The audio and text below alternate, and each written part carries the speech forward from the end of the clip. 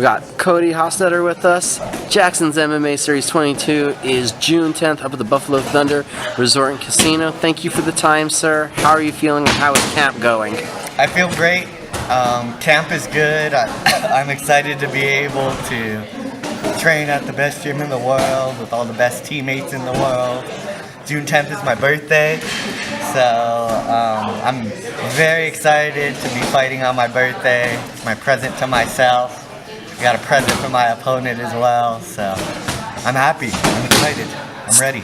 Steven Ojeda, the opponent. What do you know about the foe that will be across the cage from you fight night? I hear he's a real tough guy. He's from El Paso. I couldn't find any video on the guy. He's fought one of my teammates in amateur.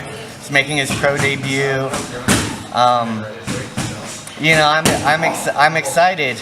I consider myself a martial artist. I don't consider myself a fighter, and I'm grateful to have an opponent.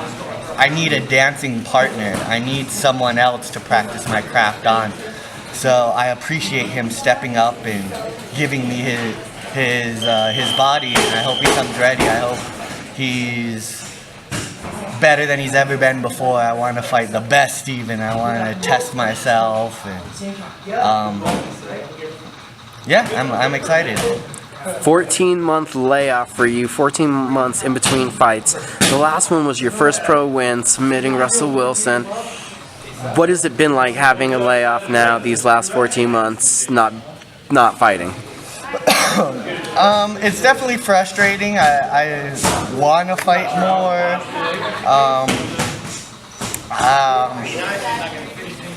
I stay active. I train every day, multiple times a day. I love to train. It's all I do. I have a very disciplined lifestyle. All I care about is martial arts. It's my love.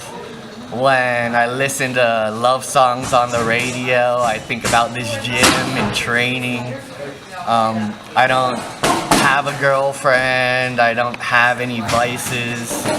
I've dedicated myself to my craft, and I want to perfect myself, and I want to perfect my art so I can give my students the best teaching experience I possibly can. I fight for them. Over these last 14 months then, since the last fight, as a martial artist, where have you been working on your growth the most? Where has it been a necessity to evolve your skills at? I train everything all the time. It's funny, a lot of the MMA guys think I'm a jiu-jitsu guy, and a lot of the jiu-jitsu guys think I'm an MMA guy, but I was a black belt in karate before I ever even did jiu-jitsu. I want to learn every single aspect of martial arts. I'm developing my own theories and styles. A big part of it is pattern recognition. I don't think there's a difference between ground fighting or stand-up fighting. I don't think there's a difference between grappling and striking. In my mind, I'm doing it all simultaneously, independently, at the same time.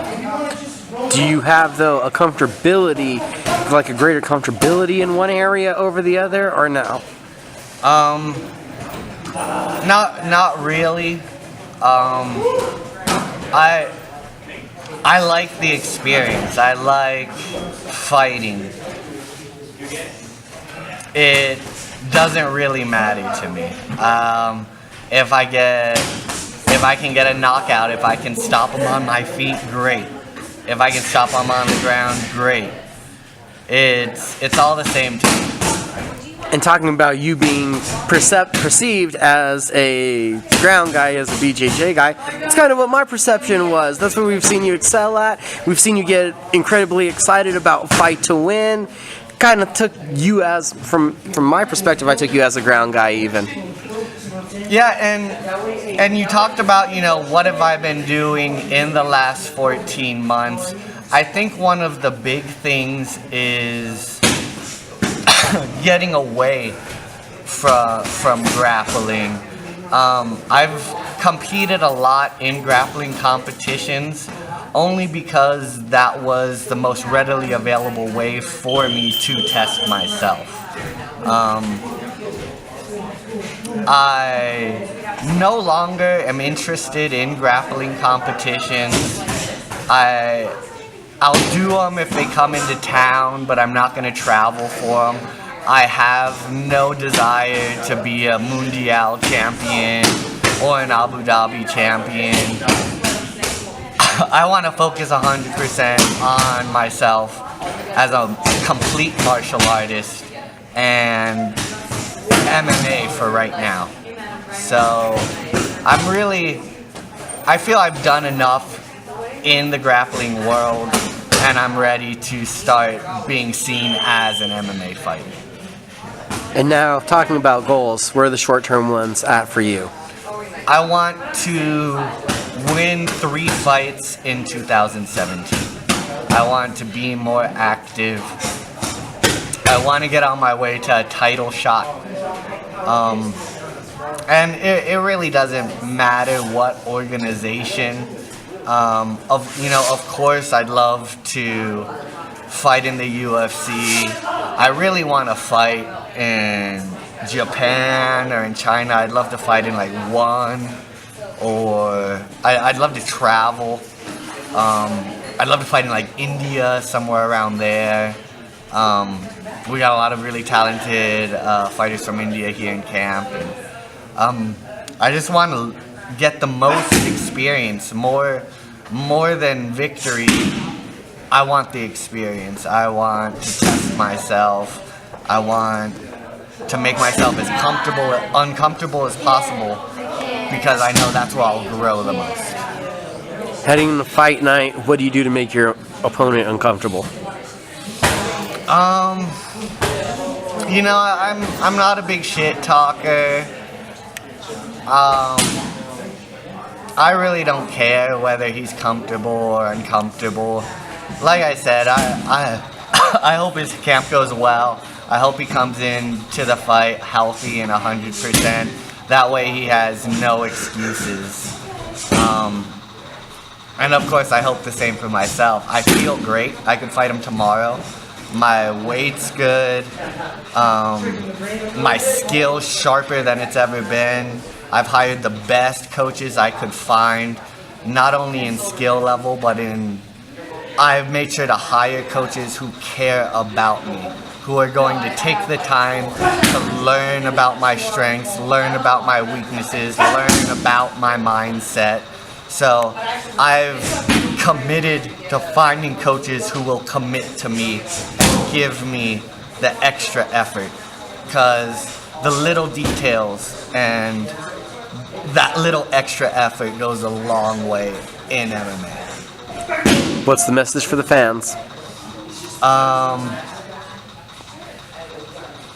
Come to Buffalo Thunder June 10th. Come watch me and all my teammates fight. Make sure you check out Caged Minds. And support local MMA, support martial arts. If you're not in martial arts, get in martial arts. It will absolutely change your life for the better, and it'll make the world a better place. I wish everybody in the world trained martial arts. There's a lot of people out there who need a good ass kicking. Thank you for the time, sir. Thank you, I appreciate you. Thanks a lot.